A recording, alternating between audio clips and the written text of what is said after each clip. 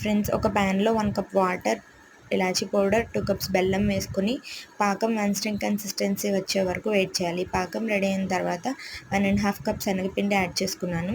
శనగపిండి లంప్స్ లేకుండా, ముద్దలు కట్టకుండా మంచిగా మిక్స్ చేసుకోవాలి పేస్ట్ లాగా. అలాగే పక్కన 1 కప్పు నెయ్యి, 3 కప్స్ ఆయిల్ వేడి చేసుకొని పెట్టుకున్నాను. అలా వేడి చేసి పెట్టుకున్న ఆయిల్ని ఈ బెల్లం శనగపిండి మిక్స్చర్లో వేసుకుని కలుపుకుంటూ ఉండాలి. మనం వేసుకున్న ఆయిల్ అబ్జర్బ్ అయిపోగానే మరలా ఆయిల్ వేసుకుని కలుపుకుంటూ ఉండాలి. మనం పక్కన పెట్టుకున్న ఆయిల్ అంతా వేసుకున్న తర్వాత మనకి ఈ మిక్స్చర్ అనేది కొంచెం ఎయిరీగా ప్యాన్ నుంచి సెపరేట్ అయిపోతుంది.